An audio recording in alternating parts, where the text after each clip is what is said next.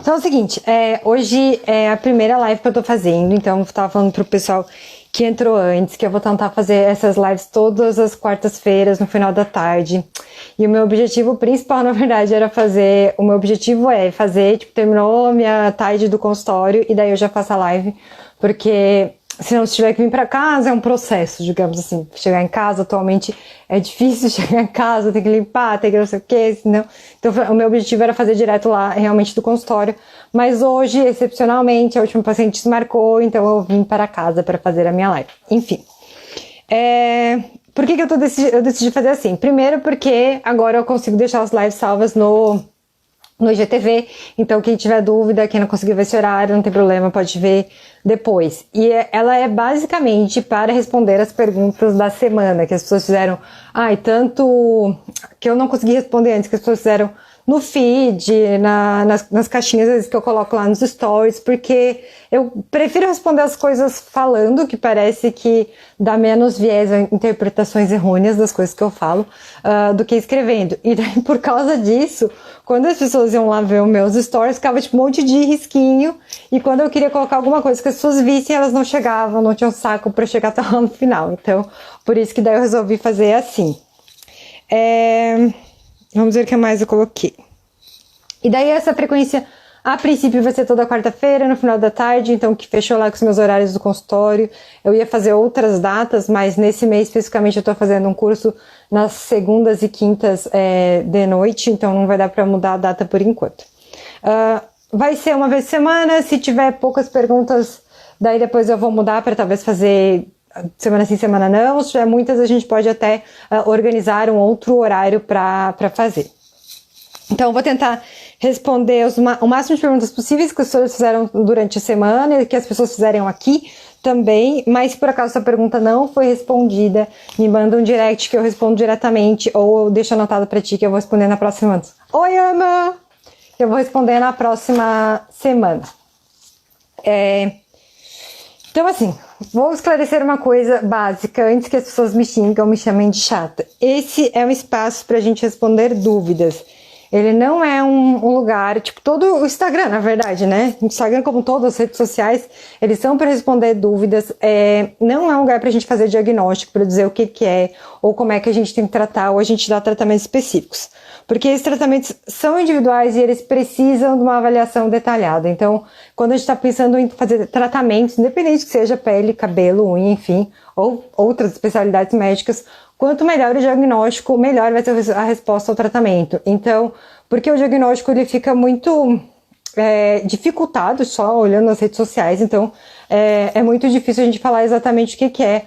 A dermatologia é uma especialidade que tem muitas doenças diferentes, então uma coisa vermelha que descama ou o que eu chamo de pinta é diferente do que tu chama, é diferente do que a outra pessoa chama. Então, por isso, talvez vocês me achem que eu vou ser meio chata e vou falar assim, que para tu se consultar com um dermatologista. Se tiver dúvida, essa resposta só quando for avaliada por um dermatologista, mas eu acho que esse é o meu papel como médica aqui, então a gente tá tendo vários problemas assim. A gente não, né? Digamos assim, a população em geral, e tá tendo muita informação desencontrada, enfim, por causa das redes sociais e porque as pessoas estão tentando saber mais, enfim, mas eu acho que a minha responsabilidade é eu falar até onde que eu posso falar sem ter uma avaliação individual. Tá, então outra coisa, se por acaso eu falar algum nome de algum produto aqui, isso não é uma recomendação necessariamente. A gente tem vários produtos diferentes, vários produtos que fazem função semelhante, de preços diferentes. E por último, eu vou dizer que eu não sou patrocinada por nada aqui, certo? Então, se tiver alguma pergunta, pode escrever ali, que eu vou ler todas ali ao longo da live. E eu vou falar sobre as perguntas que as pessoas fizeram essa semana, que foi dividido aqui mais ou menos... meu computador reiniciou sozinho. Tá, mas eu lembro da primeira pergunta, que ele tava aqui no meu computador e ele acabou de reiniciar. Por isso que a pessoa não pode confiar na tecnologia, né? Daí é complicado. Deixa eu só entrar aqui de novo.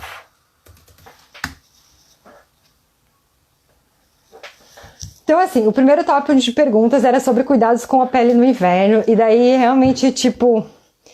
vou dizer, tô nas redes sociais faz uns 3 anos, talvez.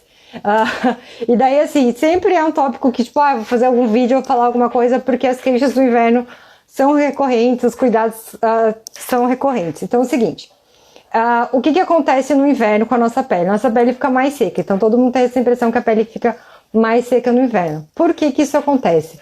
Geralmente, aqui no sul, pelo menos, a gente percebe que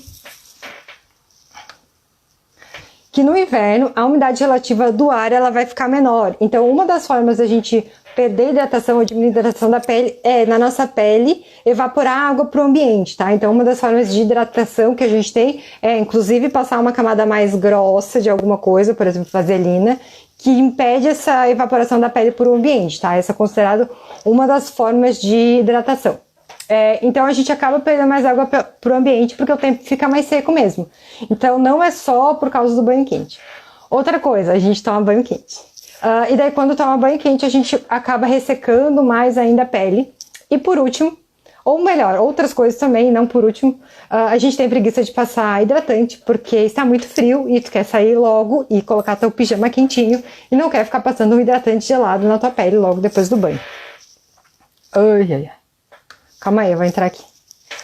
Além disso, a gente toma menos água. Então, tipo, a hidratação que a gente tem, ela é de fora para dentro, sim, mas ela também é de dentro para fora. Então, se estiver desidratado, também vai chegar menos água ali para hidratar a tua pele. Então, o que a gente pode fazer para... Resumindo, o que a gente pode fazer para cuidar da pele no inverno? Não tomar banho muito quente. Tomar banho morno e rápido. Se quiser colocar lá no despertador para colocar, coloca ali para não ficar muito tempo tomando banho. Calma aí, vou voltar às perguntas. Para não ficar lá muito tempo tomando banho. Deixa o teu hidratante, é uma dica que eu acho bem legal. Deixa o teu hidratante dentro do chuveiro. Deixa o hidratante do lado ali do shampoo. Porque daí, tu tá dentro do teu box, desligou o chuveiro, se seca dentro do box, pega o hidratante que vai estar um pouquinho mais quentinho, porque ele ficou lá junto contigo, ali dentro do box, e passa o hidratante antes de sair do box. Depois de sair do box, a não ser que tu colocou um aquecedor lá no teu banheiro, vai ser muito difícil querer passar hidratante, especialmente quando tiver frio, tá? Então faz isso. Tem sabonetes que são menos agressivos para a pele, não use esponja para lavar o corpo, por favor, senão isso vai ressecar mais a tua pele. Então, usa sabonetes que não sejam tão... que não ressequem tanto a pele. Então, a gente tem muitos tipos de sabonete que não ressecam tanto a pele. Uma dica geral é, de repente, tentar usar sabonete de bebê, que costuma ser um pouco menos agressivo para a pele. Ai, abriu aqui. Uma delas, a primeira era, por que a nossa pele fica mais seca no inverno? Então, já foi respondido. E quais os cuidados nós devemos tomar com a nossa pele agora no inverno? Então, tipo assim, banho morno, banho rápido, sabonete que não resseque muito a tua pele, colocar o hidratante ali dentro do box e tomar mais água. Eu acho que esses são os principais, né? Claro, a gente tem várias outras doenças dermatológicas que elas pioram no inverno. E daí, para isso, você tem que discutir lá com o teu dermatologista o que é melhor para fazer para manejar essas doenças certinho. Mas esses são cuidados gerais. Todo mundo sente a pele um pouco mais ressecada no inverno. Não tem como, principalmente do joelho para baixo. Às vezes a pele fica branca de ressecada. Então vamos passar um hidratante aí. Quais cuidados especiais para o Covid/inverno? Porque a higienização constante das mãos está deixando a minha pele rachada. Então, eu até cheguei a fazer um vídeo sobre isso, de tipo, passar hidratante e deixar ele ocluído. Mas a ideia é mais ou menos a mesma, sabe? Então, tu escolhe um hidratante que não resseca, um sabonete que não resseca tanto a tua pele, e carrega o hidratante contigo, porque as mãos não tem jeito, a gente tem que lavar, a gente tem que passar álcool, e as duas coisas ressecam a pele. Então, tipo, passou álcool, lavou, se der, passa o hidratante logo em seguida. E daí, se ela estiver muito ressecada, tu pode tentar passar um hidratante mais grossinho, digamos assim, passa uma camada mais grossa e dorme com uma luva de plástico, que eu até mostrei ali. Depois qualquer coisa eu passo pra vocês de volta, se vocês quiserem, me pede. Que daí eu coloquei a luvinha, que é tipo aquelas de pintar cabelo, cortei os dedinhos pra poder continuar mexendo no celular. E daí eu dormi com ela, e daí ela acorda melhor. Tem casos que o ressecamento pode... Tem gente ali que já fez e realmente ela ajuda, tá? A gente faz essa terapia oclusiva, não só em ressecamento, em alguns outros casos que a gente quer que a medicação tópica, a medicação de passar, penetre mais, tá? Mas tem casos mesmo que o ressecamento é tão grande que isso leva a um eczema, um tipo de dermatite. Então daí é melhor realmente consultar com um dermatologista para ver o que pode ser feito. A Marina tá falando que a pele do rosto dela tá muito seca, tá todo mundo com a pele seca. Eu também tô com a pele seca.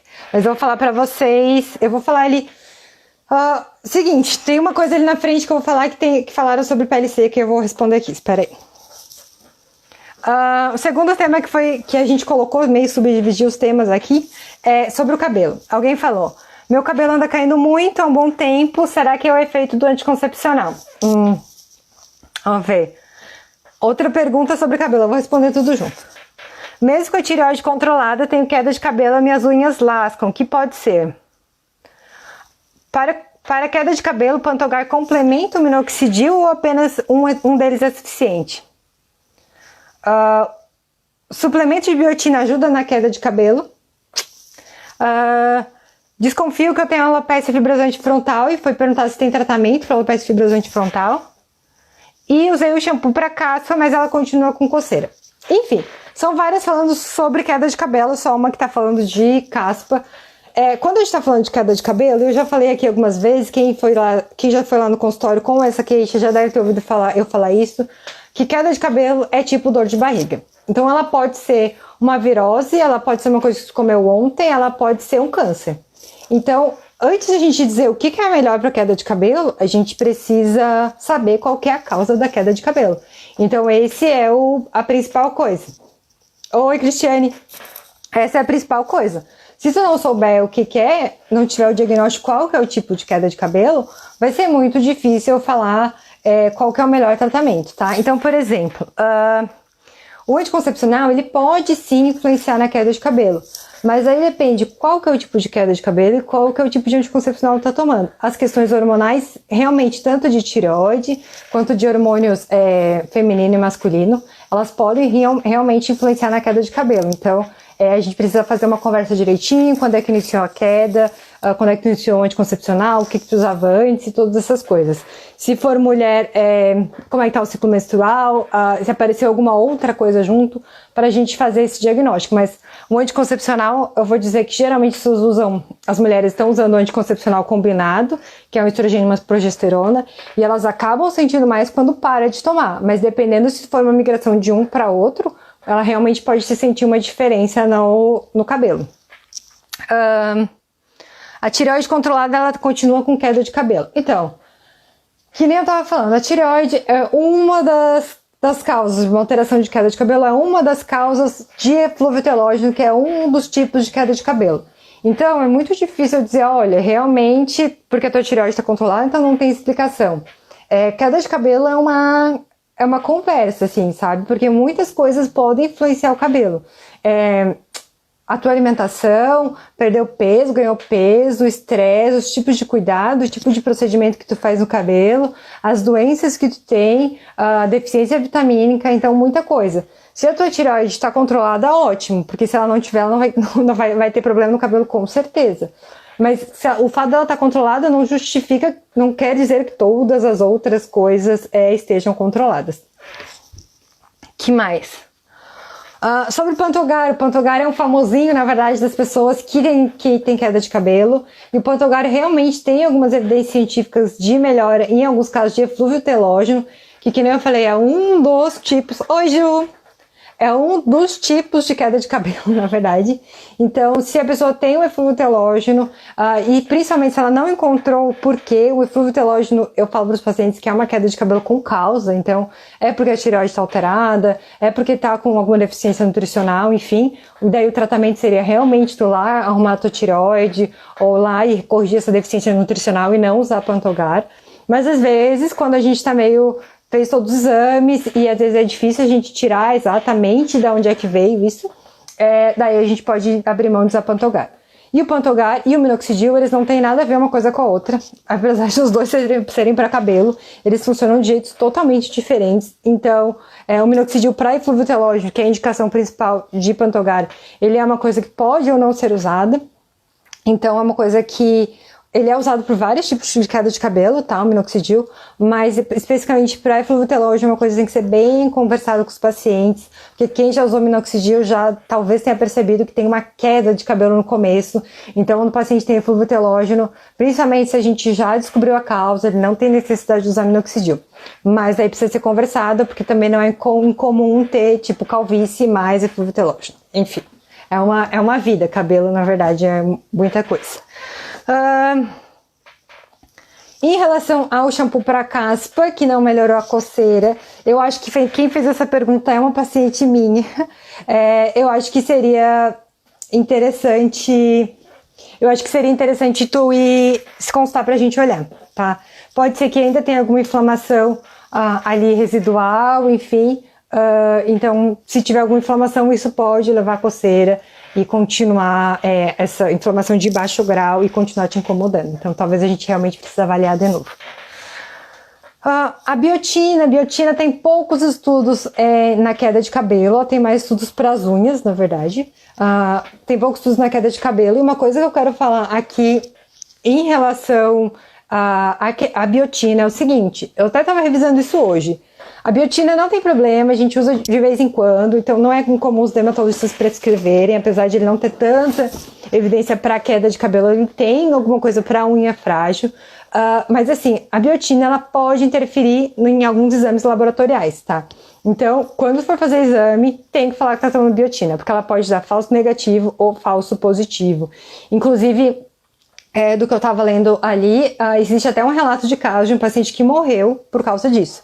Tá? Não porque ele estava tomando biotina, mas é porque assim, ele estava tomando biotina, ele não conversou, não avisou isso, ninguém avisou, enfim, e ele foi para o hospital e ele estava infartando e o exame deu negativo, quando na verdade era um sinal de infarto no exame de sangue, tá? Porque ele é uma coisa que é usada no reagente laboratorial.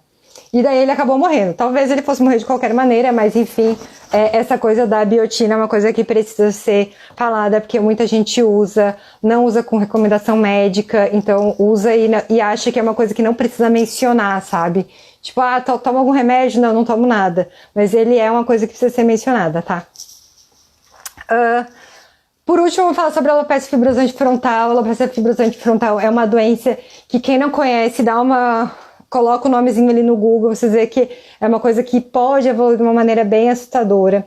Ela é um tipo de queda de cabelo que a gente considera cicatricial, que quer dizer que a gente divide mais ou menos as quedas de cabelo em cicatricial e não cicatricial. As cicatriciais quer dizer que elas têm menos chance de voltar a crescer, então a gente considera meio uma urgência tratar logo, porque o cabelo que caiu ele vai ser muito difícil a gente conseguir crescer de novo. Então é uma doença que ela tem sido mais falada nos últimos anos, a gente não sabe ainda exatamente qual que é a causa dela, e a gente tem várias formas de tratamento. E o que eu tô falando? Várias formas de tratamento quer dizer assim, não tem um que é 100%, tá? Então quando tem várias formas, tu não pensa que tipo, é uma coisa ótima, geralmente tem várias formas de tratamento, porque não tem uma que resolve todos os problemas, tá? Então tem um monte de coisa para fazer, e eu acho que mesmo que eu te dissesse, olha, tem pouca evidência de qualquer coisa, considerando a história natural da alopecia fibrosante frontal, que é, tipo, evoluir progressivamente e não crescer cabelo de novo ali, precisa procurar um dermatologista para ter certeza desse diagnóstico e para começar a fazer alguma coisa, certo? Tchau! Vamos falar sobre as unhas. Alguém perguntou sobre as unhas e os cabelos, elas são muito amiguinhas, elas são muito relacionadas, porque vários problemas que afetam os cabelos também afetam as unhas. As minhas unhas vivem quebrando, o que pode ser. O que podemos fazer para fortalecer as unhas quebradiças? Tem alguma vitamina para unhas fracas? Acho que unhas fracas é um problema comum. O que causa estrias nas unhas? Existe algum cuidado para evitá-las e tirar ou não as cutículas? Então é o seguinte, unhas frágeis, existe até uma síndrome das unhas frágeis, que é umas unhas frágeis sem causa. Então, tipo um azar. Tipo, a pessoa nasceu com unhas frágeis ou de repente um dia pro outro ela ficou com unha frágil. Mas se isso é uma coisa que te incomoda no teu dia a dia, é bom ver, porque da mesma forma que o cabelo, deficiências nutricionais e alterações hormonais, elas podem estar influenciando nessa tua fraqueza das unhas. Uma dica que eu posso dar para todo mundo usa luva para fazer as suas coisas em casa. E daí alguém vai me dizer, ah, mas eu nunca usei luva, eu nunca tive problema, nunca aconteceu isso, mas assim, o que tu era há 5 anos não é a mesma coisa que tu é hoje. Então assim, as unhas envelhecem, sorry, mas é verdade. Então não é só a nossa pele que envelhece, as nossas unhas também envelhecem. Então usa luva para fazer as coisas em casa, atividade doméstica, porque tem gente que passa o dia todo com a unha molhada, então isso é uma coisa que vai enfraquecendo a tua unha no longo prazo. Então, que nem eu falei, se as unhas realmente te incomodam, as unhas quebradiças, é interessante tu usar luva e hidratar as suas unhas, tá? A cutícula não é muito legal tu tirar, tá? A cutícula serve de proteção. E eu vou te dizer, se tu começar a usar luva para fazer as suas coisas em casa, se tu tem esse costume de fazer as atividades tipo domésticas em casa, tu vai ver que as cutículas não vão ficar tão ruins quanto antes. Então, hidratar a cutícula é melhor do que tirar, tá? Porque a cutícula é uma forma de proteção. Então, dependendo de quanto tu tira, isso também é uma coisa ruim. O pessoal perguntou sobre as estrias nas unhas. É difícil saber exatamente o que tu diz, o que tu chama, o que a pessoa chama de estria na unha. Mas tem aquelas linhas branquinhas, tipo que ficam deformadinhas assim, ao longo da unha. Isso pode ser por trauma, tá? Então, tipo, por exemplo, quando tá tirando a cutícula de novo, tá mexendo ali na tua unha, tu vai machucando a tua unha antes dela nascer. E daí, quando ela nasce, ela já nasce, tipo, com uma alteração, tá? Mas a gente tem algumas outras alterações que elas são realmente relacionadas com o envelhecimento. Que nem eu falei, a unha também envelhece. Se a unha estiver quebrando aqui, rachando, tu precisa procurar um dermatologista, tá? Isso pode ser uma lesão da matriz da unha e a gente precisa tratar, tá? Porque existem até cânceres da matriz da unha. Então, se for uma quebra mesmo, não fica em casa, vai atrás pra gente ver, tá? Alguém perguntou quais são os cuidados que uma gestante precisa ter com a pele, o que ela deve ou não deve fazer.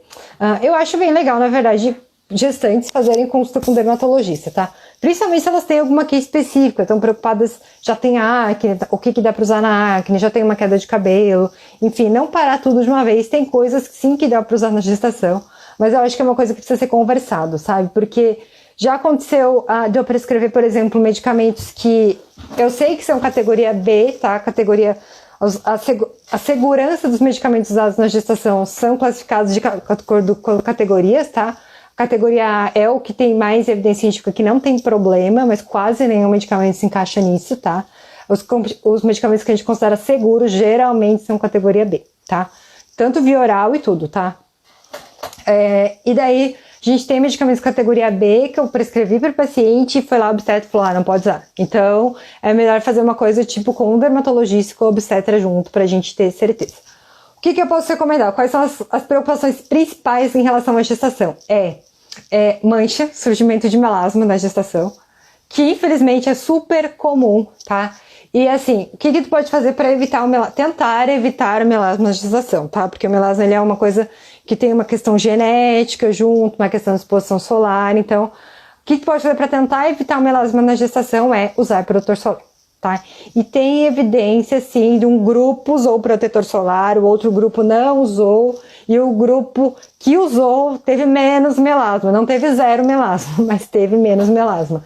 Então, usa protetor solar, que é o que tu pode fazer para evitar. Depois que o bebê nasce, metade das pacientes que tiveram melasma na gestação vão ter uma regressão desses melasmas, mas a outra metade vai ficar com as manchas, e daí é uma luta. Então, daí precisa consultar com um dermatologista pra gente conversar, pra gente falar da altura do pigmento na pele, todas as outras coisas assim. E a outra questão é estrias. O que eu posso fazer para evitar estrias na gestação? Então, não existe uma evidência mega ótima, maravilhosa que usar o creme tal vai evitar estrias na gestação. Estrias tem uma questão genética, tem uma questão da idade que a pessoa engravidou, do peso que ela tinha antes e do peso que ela vai ganhar durante a gestação. O que pode fazer? Usa hidratante, conversa com o teu dermatologista, com o teu obstetra, qual que é melhor. A gente tem alguma evidência científica que massagem ajuda, uma evidência científica que massagem ajuda. Controla o teu peso o máximo possível e quando for engravidar, se já está planejando, não está grávida ainda, quanto menor o peso antes da gestação, menos chance tem de de estrias a princípio. Mas assim, pode ser que tu faça tudo isso e elas apareçam, porque a prevalência de estrias é bem grande, tá? Então, faz tudo isso, conversa com o teu dermato. Realmente a gente tem medicações que são um pouco melhores, assim, de evidência científica, mas não existe milagre, infelizmente. Gente, estamos acabando. Não estamos não, mentira. Ai, meu Deus. As pessoas perguntaram, de beleza, como clarear olheiras? Deixa eu ver. Tá. Como clarear olheiras? Depende da causa. Então, eu já fiz algum vídeo aqui falando sobre olheira. A olheira é uma coisa multifatorial. Então, ela não é uma mancha. A minoria das vezes a olheira é uma mancha mesmo, de uma área que é mais escura. A maioria das vezes ela é uma combinação de fatores. De questão vascular, dos vasos que tu consegue ver aqui por baixo, porque essa pele é muito fina, então ela fica mais roxa. De questão anatômica mesmo, dessa parte ser mais funda.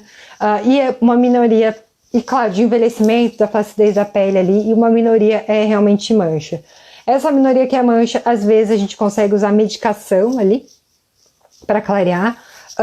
Mas a maioria das vezes a gente precisa fazer procedimento para ter uma resposta boa no tratamento de olheiras, preenchimento quando é uma questão anatômica, e se o paciente é jovem, com preenchimento é um negócio tipo mágico, digamos assim, tipo, se for bem indicado, é claro, para tirar com a mão. A questão vascular é um pouco mais difícil. Eu tenho indicado para os pacientes fazer ou laser ou acupuntura, então a gente tem algumas outras coisas que dá para fazer ali na olheira, mas é uma coisa que precisa ser avaliada, não tem milagre. Não adianta tu gastar 1 milhão no creme tipo tal, que ele não vai resolver a tua olheira sozinho, se ela for uma questão vascular. Então a gente vai precisar ver bem certinho. Qual a opinião sobre os hidratantes faciais da Nivea, aquele do pote azul e vermelho? Então, eles não são ruins, na verdade, os hidratantes faciais da Nivea. Eu acho que eles têm uma textura boa e depende muito do que tu usa e das coisas que vão em conjunto, né? Na verdade, o hidratante serve para hidratar, enfim. A gente pode usar outras coisas, enfim, junto. E geralmente é difícil a gente que fique só no hidratante. Mas aí ele depende muito se ele combina com a tua outra rotina, sabe? Com as tuas outras coisas do skincare. Mas não é uma coisa ruim, tá? Então tu pode usar aqueles da Nivea. Se eles se encaixam ali no teu skincare e tu gosta deles, não tem nenhuma contraindicação para tu usar, tá?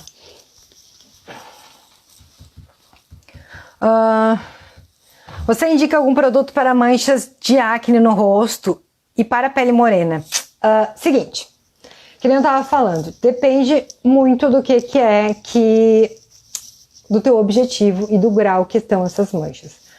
Por exemplo, no consultório, vários pacientes vão falar que eles têm manchas, que o que incomoda eles é mancha no rosto, mas na verdade não é mancha, na verdade são cicatrizes.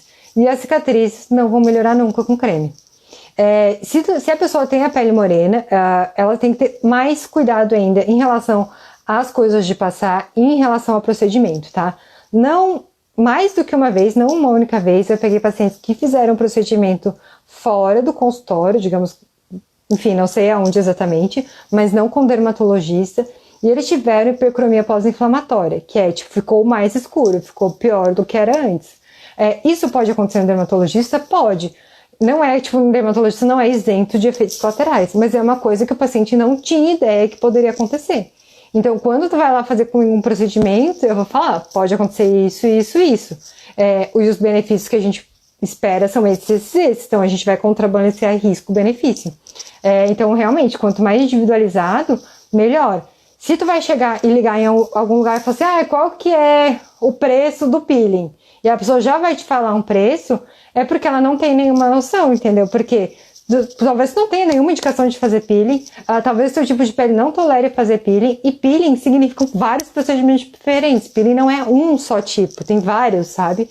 Então, realmente é uma coisa bem complicada, tipo, de eu falar, não, usa isso, sem a gente avaliar direitinho, certo? Tem algum tratamento para eliminar os poros abertos? Gente, os poros precisam ficar abertos. Na verdade é o seguinte, o que as pessoas chamam de poros, eles são as saídas da glândula sebácea. Então, geralmente nessa região aqui, eles ficam um pouco mais visíveis, porque as glândulas sebáceas são maiores. Então, acaba saindo mais secreção ali. A gente consegue, às vezes, diminuir com alguns tipos de ácido, enfim, mas geralmente a gente precisa fazer procedimento, dependendo de quanto que incomoda o paciente. Então, existem coisas que dá para fazer, depende do tipo de pele, depende do que tu já tentou e depende de quanto que isso te incomoda. Então, a gente pode fazer laser, dá para fazer peeling, dá para tentar usar ácido em casa primeiro. Então, a gente precisa conversar bem direitinho, mas tem coisa para melhorar, só não tem coisa para fechar totalmente, isso não existe. Existe tratamento efetivo para as estrias?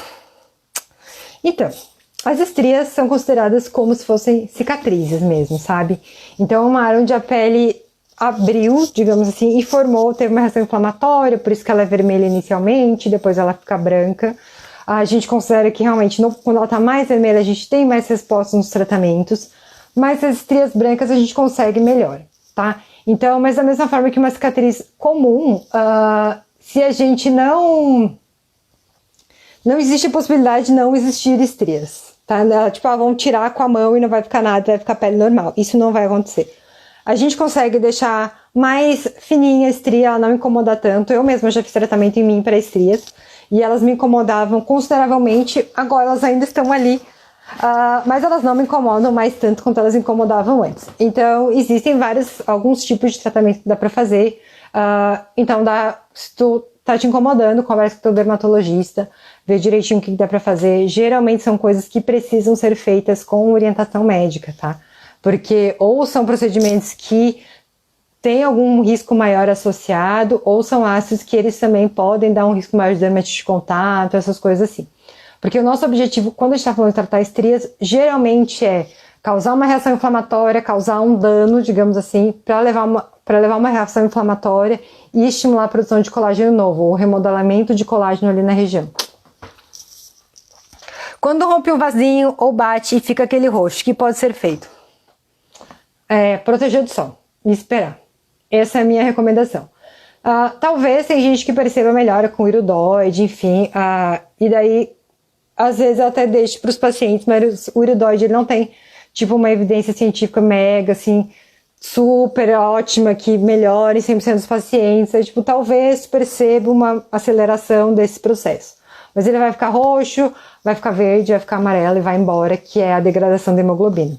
Enfim, só não pega sol em cima, porque realmente pode manchar. E agora a gente vai para o último tema, que daí eu acho que a gente não sabia direito como colocar e ficou como pele. A minha pele é cheia de bolinhas, mas não são milhos. Quando esperamos sair uma massinha, o que é? Complicado, hein? É tipo uma coisa de adivinhação, assim. Não sei, gente, poderia ser várias coisas, na verdade. Pode ser que ele seja um cravo fechado, pode ser que ele seja um ceratose pilar. Eu acho que tem até uma pergunta ali depois de ceratose pilar. Depende da localização e depende das outras coisas que vêm junto. Na dermatologia é uma coisa bem complicada. Eu já falei aqui no começo que ele vai embora, assim, vai embora, calma, vai embora, ele demora, pode ser que ele demore, dependendo da extensão, da profundidade, mas o roxo ele vai embora.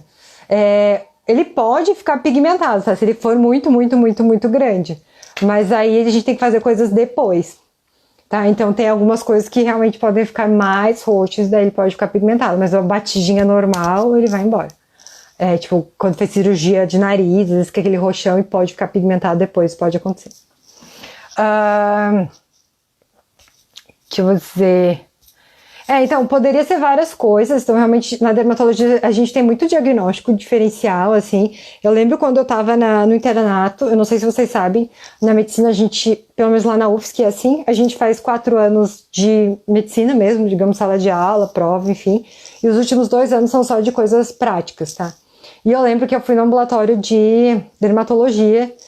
E daí o cara falava, tipo, eu vi os pacientes, a gente ficava acompanhando a consulta do dermatologista e ele falava, não, esse aqui é um câncer de pele, tem que biopsiar, esse aqui é, sei lá, uma dermatite. E daí pra mim era tudo a mesma coisa, era tudo uma coisa vermelha e descamativa. Então, é muito difícil, às vezes mesmo tu me descrevendo com termos médicos, eu saber exatamente o que é, digamos, falar, é uma pápula, é um nódulo de tantos centímetros, um aspecto tal. Ou vou falar uma descrição do carcinoma bacelar, que é o tipo de câncer mais comum. É uma pápula perolada com vasos arboriformes, e assim, às vezes ainda é difícil a gente ter na nossa cabeça o que é, E daí, tipo, uma bolinha que sai uma massinha é mais difícil ainda. Então, por isso que o dermatologista é muito uma coisa visual. Se eu indico fazer limpeza de pele com esteticistas regularmente, não. Tem alguns casos que precisam fazer limpeza de pele, mas não é uma coisa que todo mundo precisa fazer sempre. Depende muito, realmente.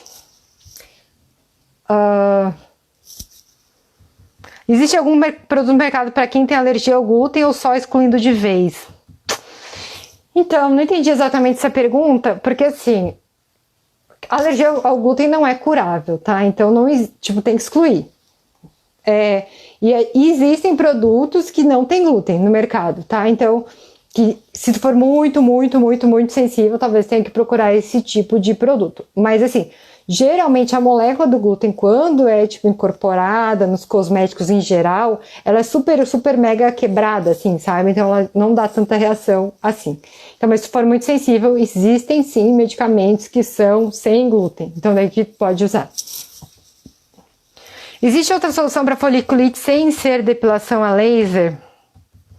Realmente a depilação a laser é a melhor solução para foliculite, geralmente. A gente às vezes usa medicação que tem a intenção de deixar a pele mais fininha ali, para não ter tanta foliculite, dependendo da área, né, digamos assim. Mas se a foliculite são várias bolinhas, o que a gente pode tentar fazer é usar alguns ácidos, alguma coisa para deixar mais fina e corrigir o jeito de fazer depilação, tá? Então a gente consegue melhorar, mas a depilação a laser acaba sendo um pouco melhor mesmo. Calma, a gente tá acabando, quem aguentou aí até o final, continua, não desiste comigo.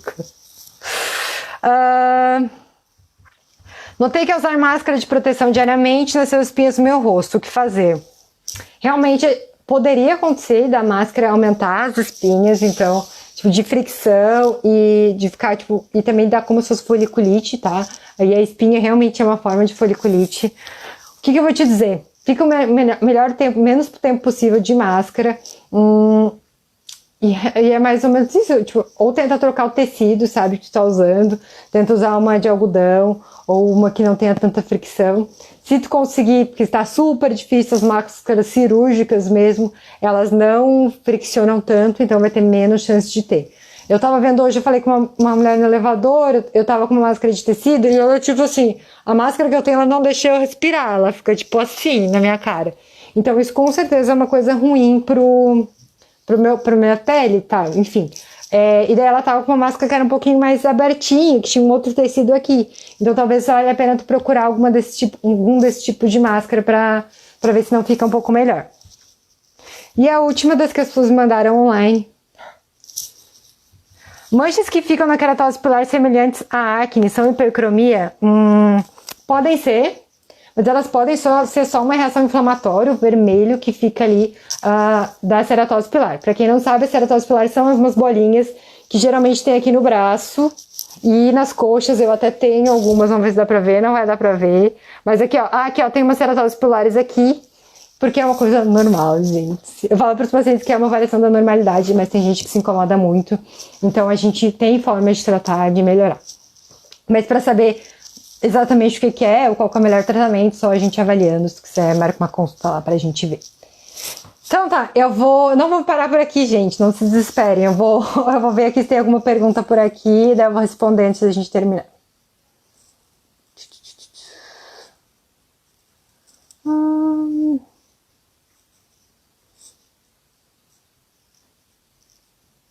Vamos ver. Ai, gente do céu.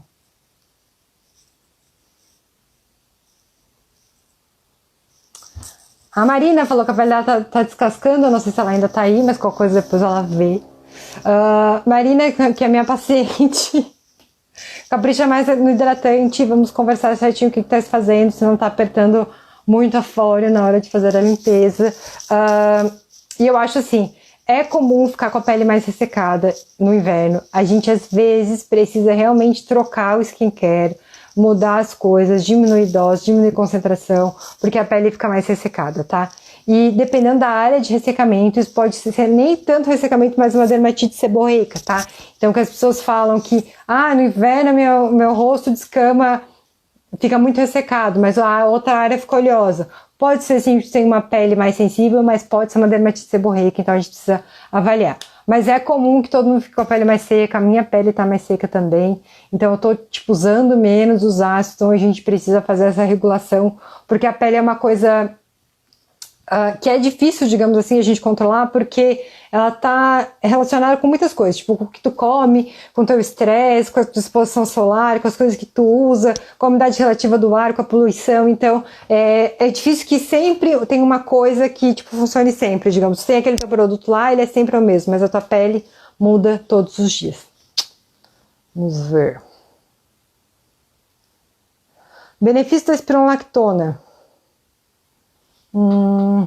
A espironolactona é uma coisa que é um diurético, tá? E ela tem uma ação anti-hormônio masculino.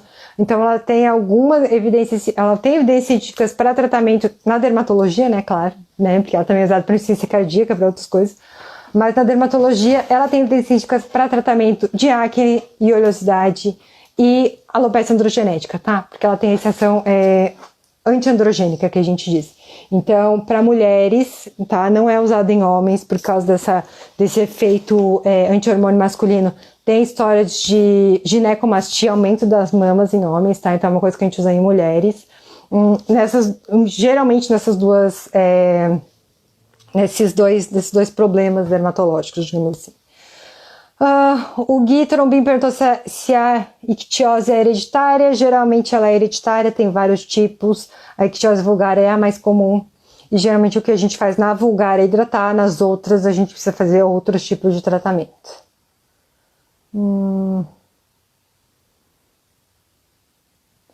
Ela falou que, tipo, a Lolo Gomes falou que tá acontecendo isso do minoxidil cair mais, e realmente acontece, e é uma coisa que eu falo pros pacientes, porque senão a pessoa vai se desesperar, vai me ligar, vai me xingar nas redes sociais, porque começou a usar o minoxidil, foi lá pra melhorar o cabelo, começou a usar o minoxidil, caiu tudo.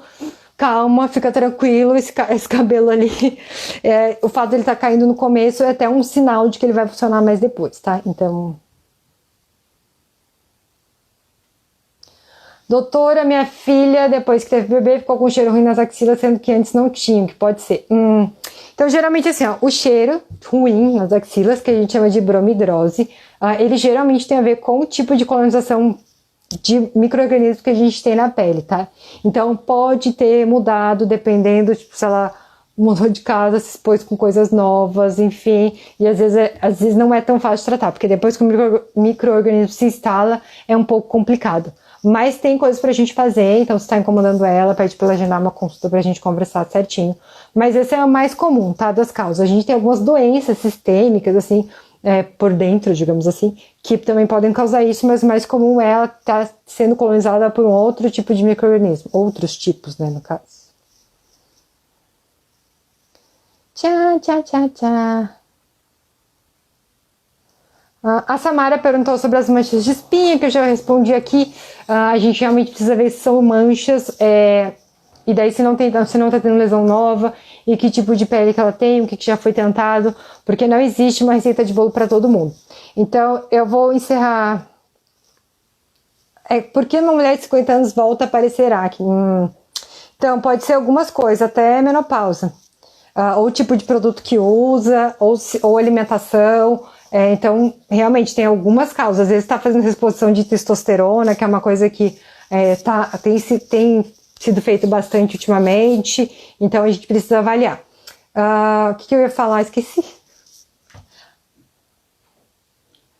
Então, é isso, gente. Vocês comentem comigo o que vocês acharam dessa live, se deu para tirar algumas dúvidas. Eu acho que é interessante, às vezes, a gente ter esse contato assim, até quem é meu paciente pode entrar. Às vezes é difícil eu falar exatamente do teu tratamento, porque como eu atendo, tipo, algumas pessoas no mês, fica mais complicado eu, tipo, dizer, não, o que quero que é melhor, não sei o quê, porque cada um tem a sua particularidade, né? Então, se for uma coisa específica do teu tratamento, manda mensagem lá no WhatsApp ou liga lá no consultório pra gente tirar dúvida.